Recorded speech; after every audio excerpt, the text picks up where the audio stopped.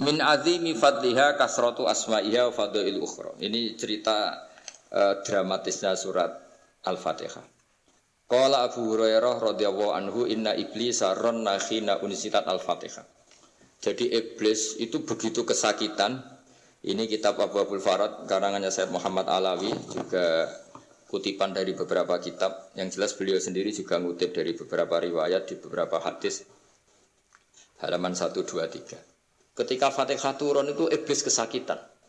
Kayak orang sakit gigi lah, tersiksa sisanya karena turunnya surat apa? Al-Fatihah. Artinya kalau Anda baca Fatihah dijiwai, maka Anda melemahkan setan, melemahkan iblis. Wa qala Mujahid, khina unzilat Fatihatul kitab ronna fastama indahu asyayatin. Jadi ketika Fatihah itu turun, iblis itu terkapar lah kira-kira. Sampai dijenguk banyak setan. Jadi kemana di ICU lah kira-kira gitu kalau sekarang itu. Entah COVID entah enggak tahu. Pokoknya di ICU sampai dijenguk banyak setan. Enggak tahu bawa apa enggak tahu. Pokoknya dijenguk banyak setan. Mana yang nyangoni karena ini apa? Ketuanya apa? Pingsan, sakit. Jadi iblis itu sakit sampai dijenguk anak buahnya setan-setan. Ya, semoga kalian semua tidak kenal setan. Kalau kenal berarti teman apa? Wa qalu misla dzalik wa qala lahum laisa mimma taquluna syai'un walakin unzilat suratun laisa ajru qailiha illa an harramahu alaihi nar jahannam. Saya ini bukan sakit fisik kata iblis. Kamu tidak usah jenguk saya, datangkan dokter terbaik, tidak usah. Saya ini tidak sakit fisik. Saya ini sakit karena ada surat yang diturunkan, yang pahala yang melafadzkan surat itu pasti selamat dari neraka. Padahal misi terbesar saya ini supaya manusia masuk neraka. Sekarang punya tamengnya. Wah pusing kan? Ya seperti orang lah goda sampean ternyata sampean setia itu kan pusing. Nah ternyata tidak setia itu yang akhirnya ribet kan itu.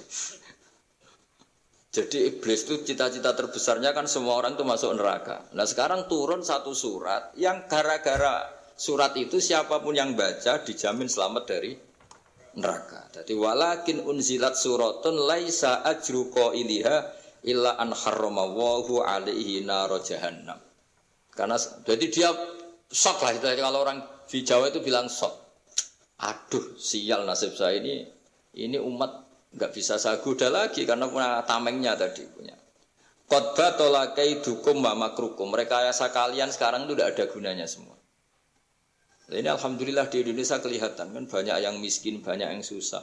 Tapi selagi mereka masih sholat, tuh keinginan mencari halal itu masih tinggi.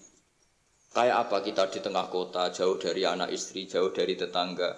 Biasanya kalau orang jauh dari anak istri, tetangga kan sakar PD. Tapi yang soleh masih banyak, sudah jauh dari keluarga tetap lurus. Loh, kalau yang dekat lurus kan wajar, konangan wong akeh kan. Ini sudah jauh masih lurus. Nah ini nggak lepas dari barokahnya surat apa? Surat Fatihah tadi. Jadi karena ada surat yang menjamin pelafalnya atau qailiha terbebas dari api neraka. Wa qalat as-sayatinu lahu is ayusai ta'muruna ya maulana. Faqala lahum idhabu wajtahidu hatta tukhfilu qulubahum hatta la yaqulu hadhihi surah. Lalu kita gimana? Jari para setan gitu. Lalu kita gimana? Terus kata iblis, sudah bikin mereka lupa sehingga tidak baca lagi. Selagi masih baca kita pasti keok. Jadi kalau sampean sudah jarang baca Fatihah itu berarti sudah bagian dari kemenangan apa? Iblis. Jadi kalau sampean sudah jarang baca Fatihah itu berarti bagian dari kekalahan Anda, kemenangan iblis. Masih sering baca? Berapa kali? Terus apa lagi?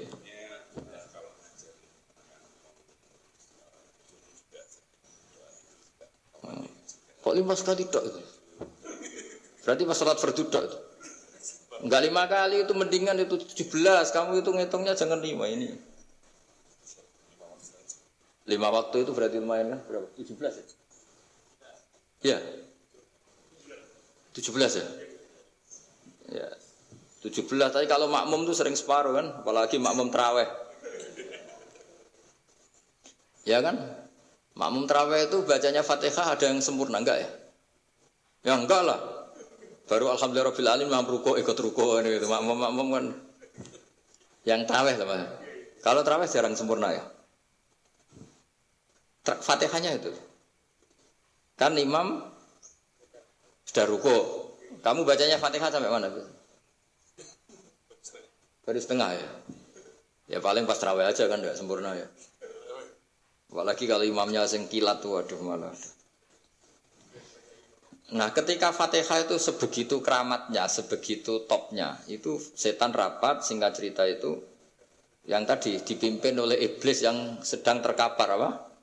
Terus tali obatnya enggak ada, cuma dia shock karena ada surat yang turun yang melafatkan itu pasti selamat dari apa?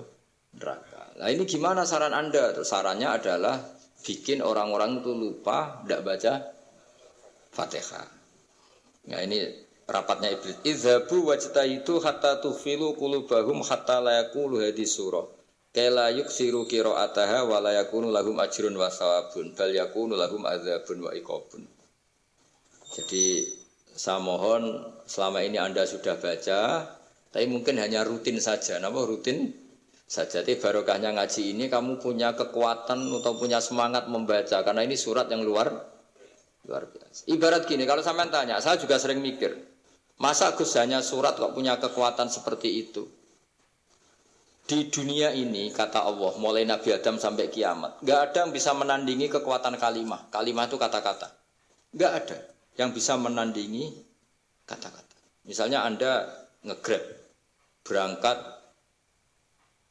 istri cuek, berangkat cuek. Itu beda dengan ketika meskipun satu kalimat. Wes Pak, muga-muga dilindungi pangeran, mungkin jenengan selamat. Itu menjadi teduh dan semangatnya luar biasa karena kayak mendapat support.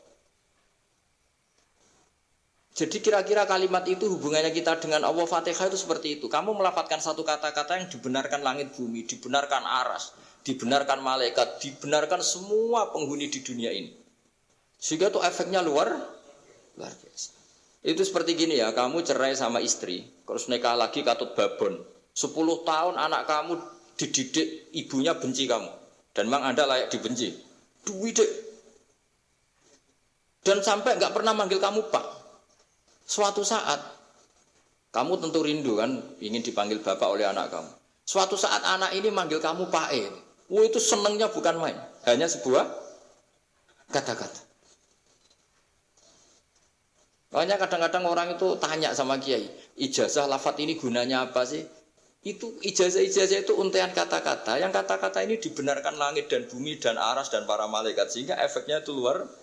Nah ibarat seperti itulah, kamu melafadzkan Fatihah itu melafadzkan kata-kata yang dibenarkan Allah dan Rasul dan semua malaikat, semua penghuni langit. Maka ini efeknya pasti luar. Nah di sini lah orang-orang dulu itu tahu keramatnya itu sehingga ketika melawan Belanda, melawan Jepang dulu itu kalimat-kalimat itu menjadi mantra yang luar biasa. Doa lah, doa yang luar biasa. Tapi di era modern karena orang sudah tidak ngerti itu, dianggap itu mantra, jimat, khurafat, bid'ah, waduh ribet menemal. Sebetulnya tidak seperti itu. Memang kata-kata ini kekuatannya luar biasa. Sama, kesakitan hati kamu juga karena itu. Ngojek wangilan ya. Lah Pak di bojo kok kowe gagah tok kere. Wah, iku seling terus mesti.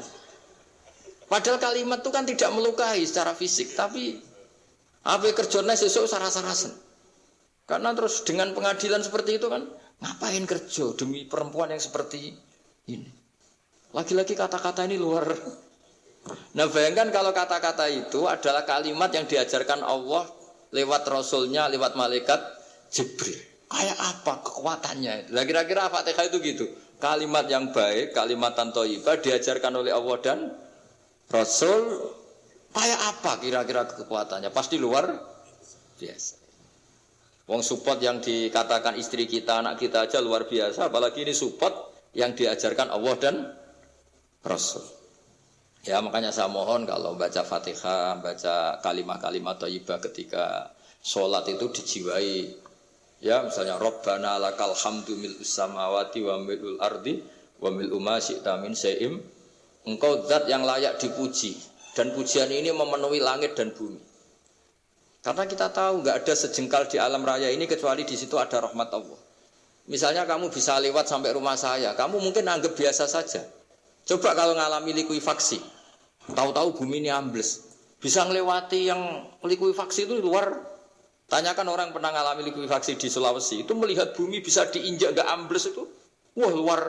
Dan sampean gak ngalami itu sehingga lewat bumi ya biasa aja. Coba kalau ngalami seperti tidur, ya biasa aja. Coba kalau ada gempa, Bahwa bumi tenang ini sudah nikmat yang luar biasa. Masa kamu ngaku nikmat nunggu digituin? Ya kan?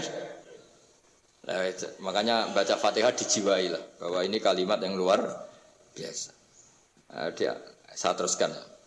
Warwa Muslimun fi sahihihi an Ibnu Abbas radhiyallahu anhuma annahu qala bainama Jibril alaihi salam qaidun dan Nabi itsami anaqidan min fawqih fa fa'ara saufa qala hadza babun minas sama futihal yawma lam yuftaqadu ilal yaum fanazala minhu malakun faqala hadza malakun nazala ilal ardi walam yanzil qattu illal yauma fasallim wa qala absyir binuraini qad uti tahuma lam yu'tahuma nabiyyun qablak fatihatul kitab wa khawatimu suratil baqarah. Jadi suatu saat Jibril ini jagongan kira-kira gitu sama Rasulullah. Tahu-tahu langit itu gemuruh. Langit gemuruh kata Jibril terus semuanya ngangkat kepala ke langit. Ini pintu langit baru ini dibuka yang sebelumnya tidak pernah dibuka seperti ini. Turunlah malaikat, yang malaikat ini pun malaikat spesialnya enggak malaikat murahan lah kira-kira gitu, yang enggak pernah turun ke bumi kecuali juga saat itu. Dengan penyambutan yang luar biasa, dengan semuanya enggak pernah terjadi. Hanya karena bahwa surat Fatihah.